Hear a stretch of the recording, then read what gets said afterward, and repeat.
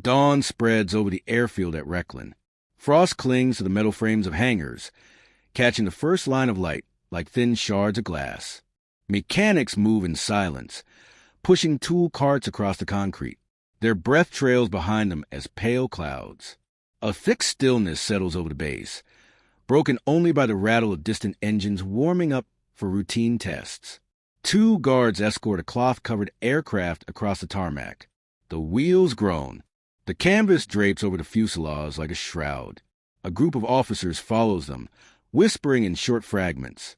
Their boots strike the ground with steady rhythm, each step echoing in the cold air. Adolf Galland walks ahead of them, adjusting his gloves without looking down. His gaze stays fixed on the mysterious shape, moving toward the testing bay. His jaw tightens as he moves. 2 Luftwaffe pilots approach him from the side. "General, the aircraft arrived last night," one of them says. "It was flown to the eastern sector before the Americans abandoned the forward strip." Galland keeps his eyes forward. Condition? Intact. Minor damage in the landing gear. Controls appear operational. He nods once. The guards halt. The cloth covering the plane shifts in the wind, revealing hints of olive drab paint.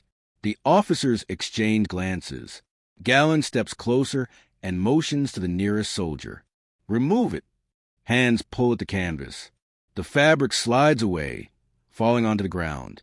The P-51 Mustang stands beneath the morning sun. Its long nose, bubble canopy, and silver-green skin break the monotony of the German airfield. The yellow stenciling near the propeller glints. The red tail flashes under the angled light. The Luftwaffe officers step back unconsciously. Galland circles the Mustang in silence, his boots pressing shallow prints into frost-coated ground. One of the mechanics leans toward another. "It looks modern," he murmurs. Galland pauses beside the left wing. His gloved hand traces the sharp edge. "Modern isn't the word," he says. "Efficient." He surveys the sleek fuselage, the aerodynamic lines, the cockpit placement, the clean curve of the radiator scoop. His expression remains rigid, but something changes in the air around him. A subtle shift, as if the presence of the captured machine displaces the usual certainty of the base. A pilot approaches the general. "We ran fuel checks. Everything matches the reports. This one was flown by a reconnaissance unit. No armament currently mounted, but the hard points." Galland lifts a hand, stopping him. "I know the type." The pilot swallows. "It outflies the Bf-109 at altitude." Galland turns, fixing him with a sharp stare. The pilot straightens immediately, head high, arms pinned to his sides. A senior engineer, Klein, walks over holding a clipboard. His face is weary from long nights of repair logs. "General Galland," he says, "we've studied the schematics from previous captures, but this one is different. The structure appears reinforced. Controls are responsive. No signs of structural fatigue." Galland stares into the cockpit canopy. The seat straps hang loosely, still dusted with the dirt of a battlefield landing. He examines the instruments through the glass. The altimeter, the artificial horizon, the throttle quadrant polished by the touch of its former pilot. His eyes narrow. "They built this for endurance," he says. "Long missions, deep penetration." Klein nods.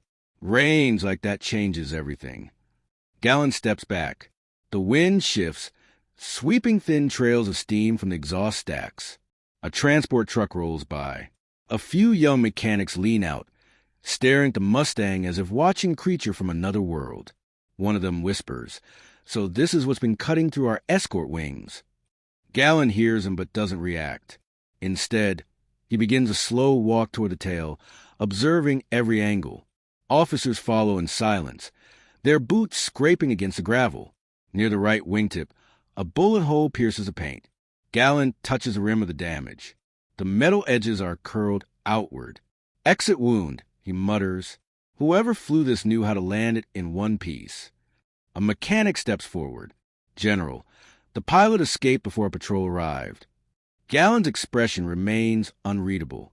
He looks down the length of the Mustang, from nose to tail, like someone evaluating a dangerous animal forced into a cage. "You said this was recovered at an abandoned American strip?" Yes, sir. Then Patton is closer than command estimates. His voice tightens. Eisenhower pushes faster than our projections. The officers exchange uneasy glances. Galland takes a long breath, eyes still fixed on the aircraft. They're moving with coordination. Ground, armor, and air. Klein looks between Galland and the Mustang. This plane is part of it. Their machines are consistent, well supplied, upgraded. Every month a new detail, a new refinement. We're patching ours just to keep them flying. Galland doesn't respond. He moves toward the propeller, standing directly in front of it. The three-bladed disc is chipped along the tips, evidence of a rough landing. The spinner bears faint marks of mud and scratch paint. The canopy reflects Galland's image. Sharply dressed, boots polished, cigarette unlit between two fingers.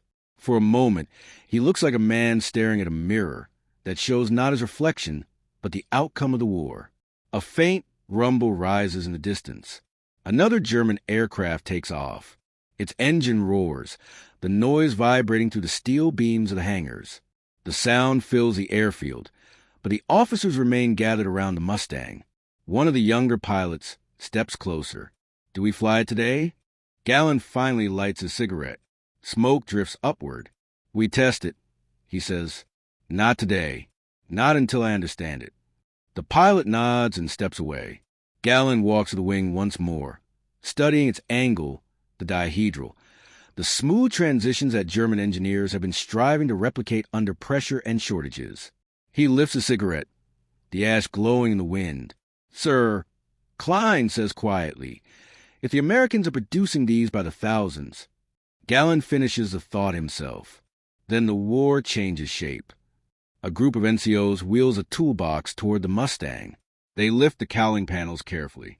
The Merlin engine reveals itself in shimmering metal under the morning light. Klein moves forward, pointing to the supercharger assembly, the coolant lines, the clean arrangement of components. Galland observes every detail. His eyes follow the layout with silent precision. He steps closer, leaning over the engine bay. This design isn't just power, he says.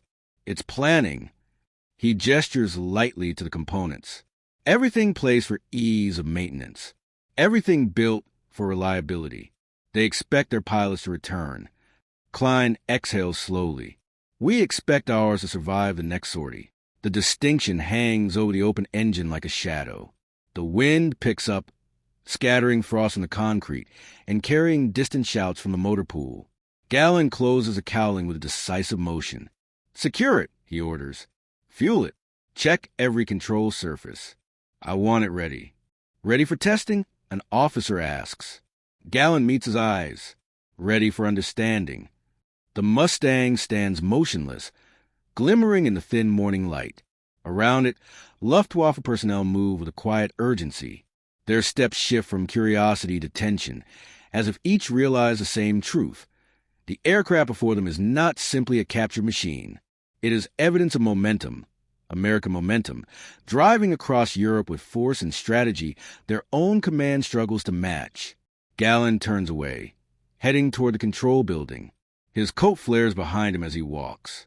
Behind him, the P-51 remains the center of the airfield, a foreign silhouette against German concrete, a silent message brought in with the cold wind, a message that says the war is no longer balanced, and that the men advancing under Patton and Eisenhower are not slowing down. Snow begins to fall over Reckland by mid-afternoon.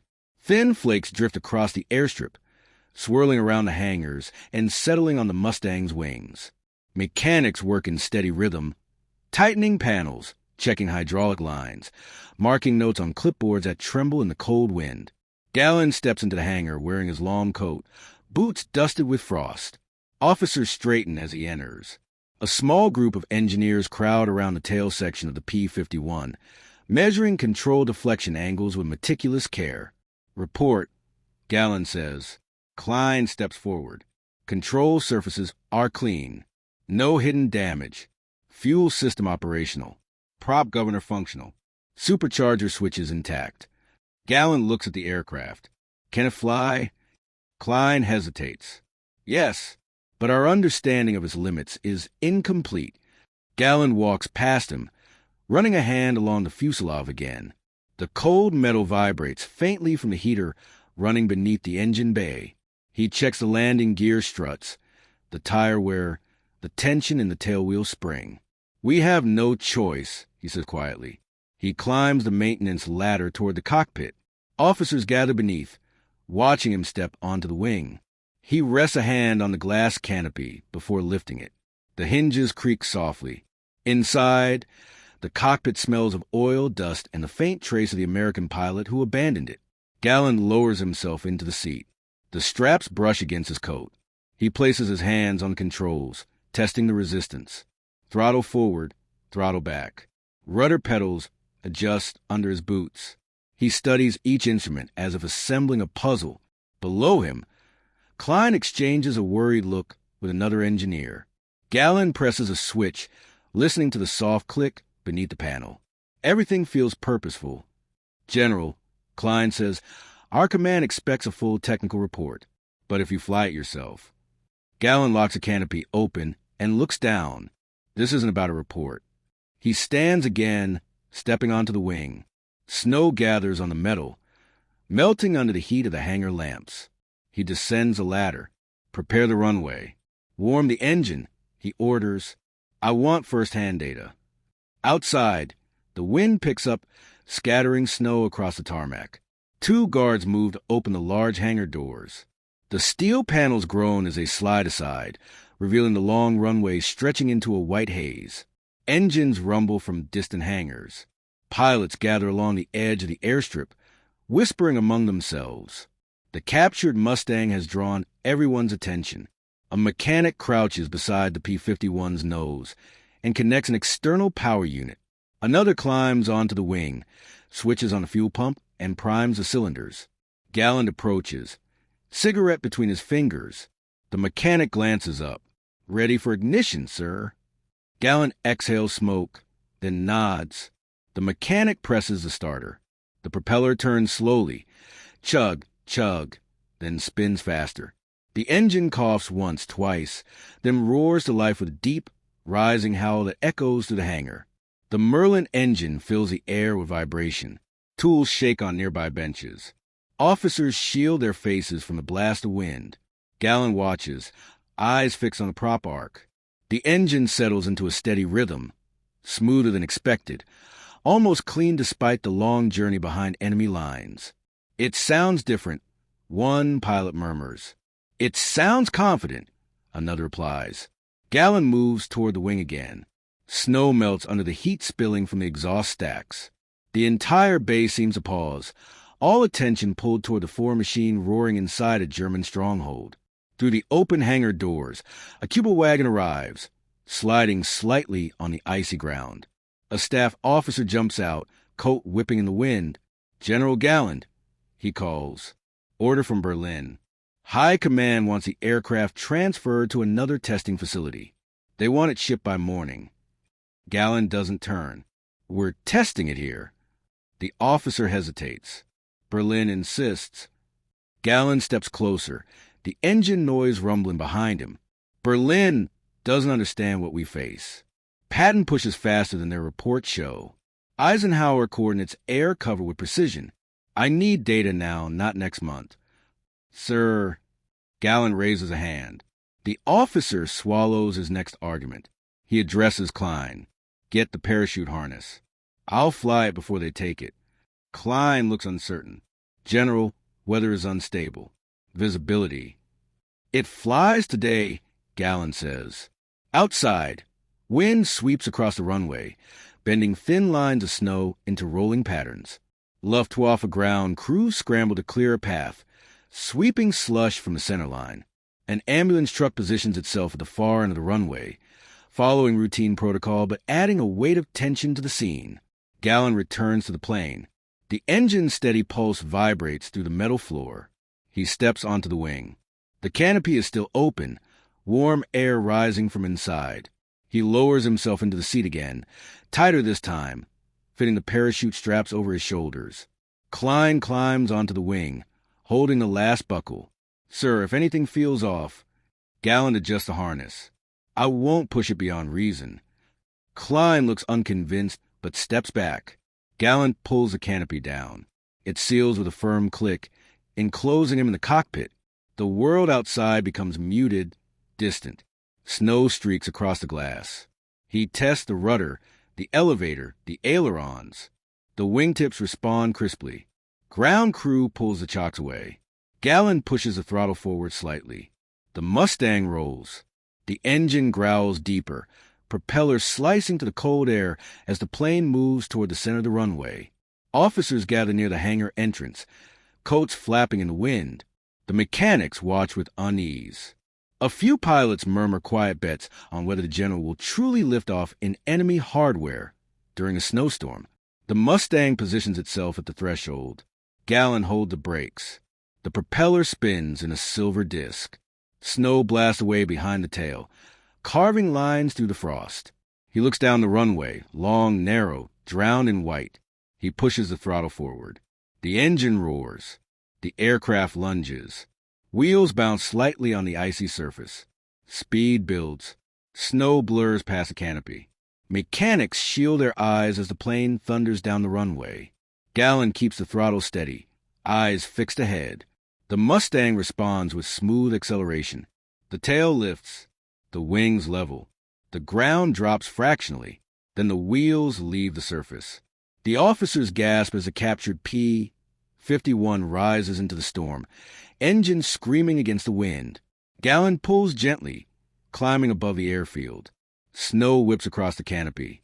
The base shrinks below him. Hangars, trucks, marching crews, all blurring under a veil of white. The Mustang slices through clouds, disappearing for a moment into the storm. On the ground, Klein watches the sky with tight hands and tense shoulders.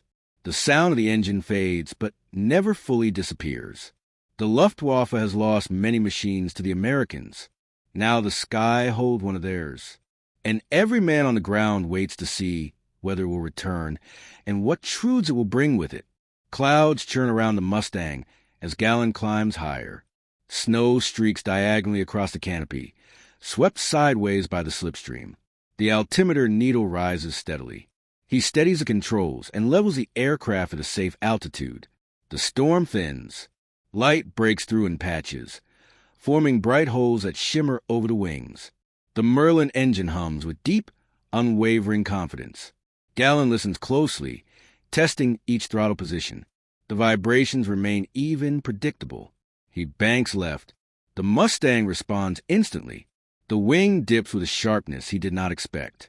He corrects the movement, feeling the tightness of the control loop. The aircraft hovers on the edge of the maneuver with precision, as if anticipating his intention.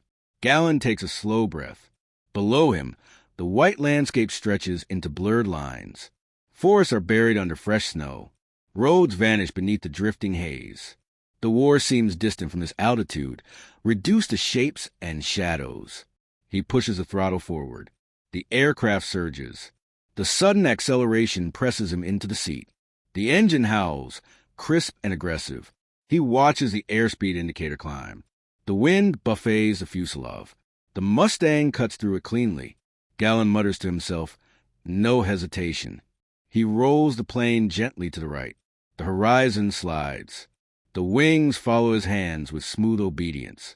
He pushes further, testing stall margins, feeling the airflow changing across the control surfaces. The Mustang holds. He shakes his head slightly. So this is what the Americans send across our lines. He pulls back, climbing through another patch of cloud. Icing starts to form along the canopy edges. The plane shivers for a moment. Galland adjusts the mixture and temp controls, watching the needles rise to safer levels. The engine stabilizes again. A vibration runs through control stick, not mechanical but instinctive, as if the aircraft encourages movement. He pushes into a shallow dive. The nose drops cleanly. The plane accelerates with surprising energy. Wind screams across the fuselage. The snowstorm blurs into streaks. He levels again. His breathing grows steadier. Far below, Recklin's officers gather along the runway, gazing upward into the white swirl. Klein keeps his eyes fixed on the sky, one hand gripping the edge of a tool cart. A young pilot steps beside him. He's been up there too long. Klein doesn't answer. Another mechanic joins them. If he pushes that engine too far, Klein cuts him off. He knows what he's doing, but tension sits heavy on his shoulders. In the sky, the storm clears enough for Galland to see the horizon again. The sun emerges in a pale halo, lighting the ice crystals across the canopy. He steadies the plane, then checks the fuel gauge, engine temp, supercharger pressure. Everything holds. He leans back slightly, letting the Mustang fly straight for a few moments. Wind thunders around the cockpit. The engine sings in a powerful, unwavering tone. A radio sits beside him, untouched. He reaches for the microphone. His thumb hovers over the button. He stops. He lowers it again. Galland adjusts his grip on the control stick and stares at the horizon. For the first time since lifting off, the thought hits him with force. His pilots have been fighting machines like this with aging Messerschmitts built under shortages, rush repairs, diminishing fuel, and dwindling resources. He tries to push the thought away, but it returns sharper. He imagines the American squadrons flying together. P-51s in formation, fast, stable, carrying long-range escort capability over entire operations. He imagines them guiding heavy bombers, supporting ground troops, clearing airspace for advancing armor. He imagines Patton's tanks punching forward with skies watched from above by aircraft like the one he sits in now. He tightens his grip on the controls. The storm thickens again. The horizon fades behind a curtain of snow. Galland lowers the throttle slightly and dips into a shallow descent. The Mustang glides through the whiteness. Something flickers to his right. A dark shape appears in cloud, then disappears. A trick of the storm, maybe, or a German patrol aircraft searching for him. Visibility is too low to confirm. Galland scans carefully. "Show yourself," he murmurs. Nothing. He banks left and descends another 100 meters. The faint outline of a forest appears below, its tops dusted in white. The wind shifts. Turbulence tosses the aircraft. He stabilizes with small, deliberate corrections. The engine continues its steady rhythm. He glances at the manifold pressure again, then at the supercharger switch. The second stage engages with a crisp mechanical response. He listens to the subtle change in tone. "Precise," he says under his breath. He imagines American maintenance crews assembling these engines in clean workshops, supplied daily with ample parts and fresh tools. He imagines logistics that never collapse, production lines that never pause, leadership that adjusts strategies based on immediate battlefield information. He imagines the opposite conditions at home. The thought is not new, but inside a captured P-51, slicing through German skies, it feels heavier. He banks south, beginning a long arcing turn back toward Rechlin. The sun dips behind thickening clouds again, turning the sky into a deep gray sheet. The air grows rougher. The Mustang jolts through pockets of turbulence. He steadies, hands firm on the controls. The plane holds. He descends through another layer of cloud. The base appears in the distance. Hangars and fuel trucks outline faintly under the snow. A faint plume of smoke rises from a small building, marking wind direction. Galland approaches at a controlled speed. The Mustang glides toward the field with smooth, steady trim. He lowers the gear. A faint thump signals the locks engaging. He drops the flaps. The plane slows, wings stable even under crosswind. The runway grows larger. On the ground, soldiers scramble to clear snow from the landing zone. Klein waves 2 crewmen back from the edge. Galland aligns with the center line. Snow drifts across the pavement. The wind pushes from the left. He counters smoothly, keeping the nose straight. The wheels touch. A brief bounce. A correction. The plane settles. Brakes engage. Steam rises from the wet tires. The Mustang slows, sliding slightly before gaining full traction. The aircraft rolls to stop. The engine continues running, a steady growl beneath the canopy. Klein runs toward the plane. Officers follow, slipping slightly on the icy ground. Galland opens the canopy. Cold wind rushes in. Klein climbs onto the wing. "Sir, are you unharmed?" Galland studies him, eyes steady. "It flies better than anything we have." Klein looks down. Then the rumors are true. Galland unstraps the harness. Not rumors. Reality. He steps onto the wing. The snow around them continues to fall. Mechanics gather in silence, watching him descend the ladder. A young pilot approaches. "General, what does it mean for us?" Galland looks at him without answering. The wind blows snow across his coat, settling along the shoulders. He turns toward the Mustang. The engine still idles, warm air spilling from the exhaust, melting a circle of slush beneath it. Galland speaks quietly, almost to himself, but loud enough for those closest to hear. They're not winning because they have more. They're winning because they built for what was coming. The officers stand motionless. Galland looks toward the horizon, where the storm continues swallowing the sky, and we are reacting to what has already arrived. The captured Mustang sits in the center of the hangar, steam drifting from the exhaust stacks as the engine finally shuts down. The sudden silence is heavy, almost physical. Officers murmur among themselves. A few mechanics remove their caps, wiping melting snow from their faces. Galland steps inside. His boots leave sharp, wet prints across the concrete floor. A crowd forms instinctively around him. Pilots, engineers, ground crew, all waiting for his next command. Klein approaches.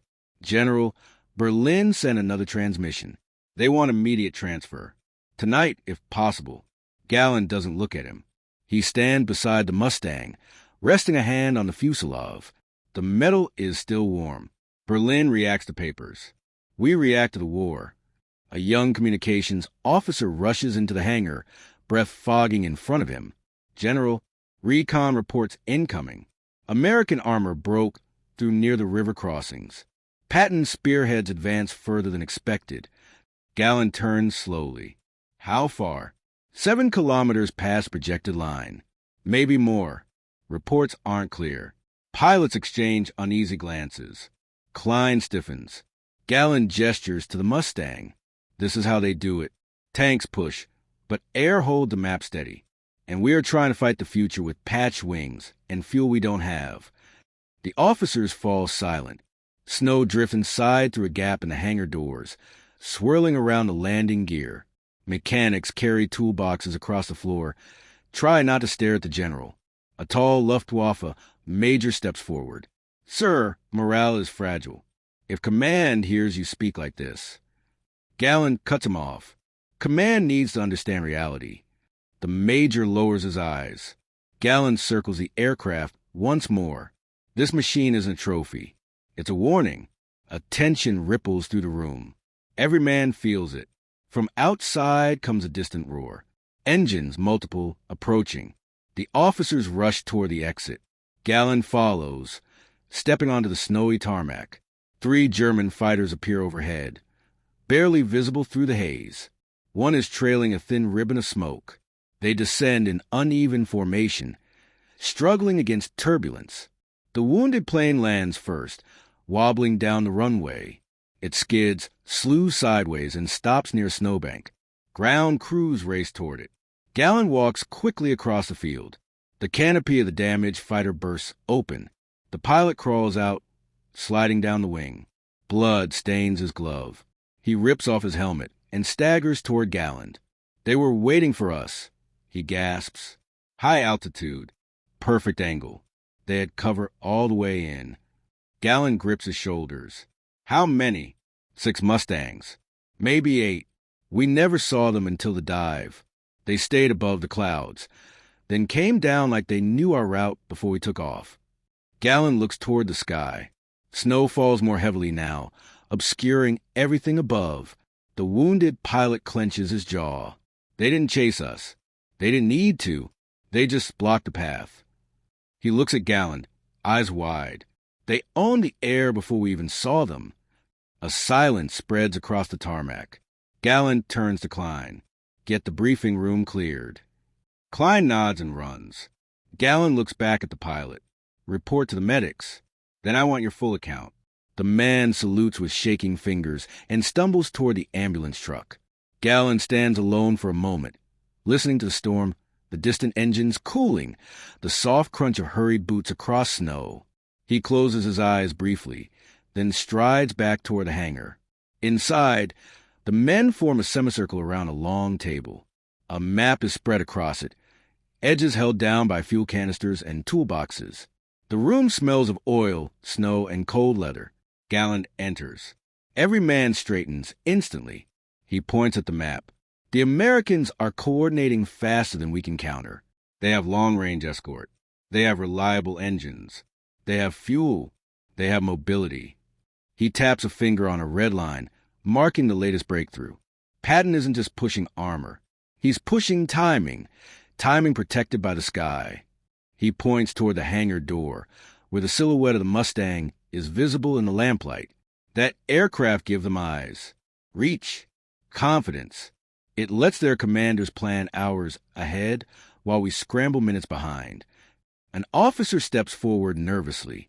"Sir, what do you propose?" Galland looks at the men. Pilots with hollow eyes, mechanics with scraped hands, officers with papers clutched too tightly. He speaks clearly. We stop assuming this war can be won by matching them plane for plane. We study how they think, how they prepare, how they build. We learn from what we fear. A murmur spreads. Galland raises his voice. Do you know why they dominate? Because their machines support their soldiers. Because their logistics support their machines. Because their strategy supports everything they do. He gestures toward the Mustang again. This is not luck. This is design. Klein steps forward. General, Berlin won't accept this. Galland answers without hesitation. Berlin doesn't have to accept it. The war already has. The men look at one another. The weight of the words settles heavily. Suddenly, a radio crackles near the wall. The communications officer rushes to it. A voice bursts through the static. Urgent. Enemy aircraft spotted. Unknown number. Altitude high. Approaching from the west. Repeat. Approaching from the west. Galland's eyes narrow. American recon? The officer adjusts the knobs. Could be. Hard to tell. Weather interference. Galland walks toward the hangar doors. The officers follow. Outside, snow sweeps across the airstrip in uneven waves. The sky is a thick, shifting sheet of gray. Somewhere far above, engines rumble, deep, steady, confident. The kind of sound that makes every man on the ground hold his breath. Galland steps into the open, staring upward. The rumble grows. Klein appears beside him. Sir, if they're this deep behind the line. They're scouting the path, Galland says. The same way we just tried. For a few moments, nothing breaks through the cloud layer. The men strain their eyes. Then faint shapes appear, moving fast, slicing through the mist. Not bombers, not patrols, sleek fighters. They fly in disciplined formation, no hesitation, no drift, no wasted motion. Even through the storm, their silhouettes hold perfect lines. P-51 Mustangs. One by one, they cross overhead, engines roaring like a rolling curtain of thunder. Some of the German officers step back instinctively. Others stand frozen, eyes wide, realizing the truth their reports have tried to soften for weeks. Galland does not move. His coat flaps in the wind. Snow clings to his hair. He watches the American fighters carve a path across the sky. Undisturbed, unchallenged, untouchable. A pilot near him whispers, "They fly like they own it." Galland answers quietly, "They do." The last Mustang disappears into the storm. The airfield falls silent again, but the silence is different now. Heavier, sharper, final. The men around Galland know they have not merely seen enemy aircraft. They have witnessed the shape of what is coming.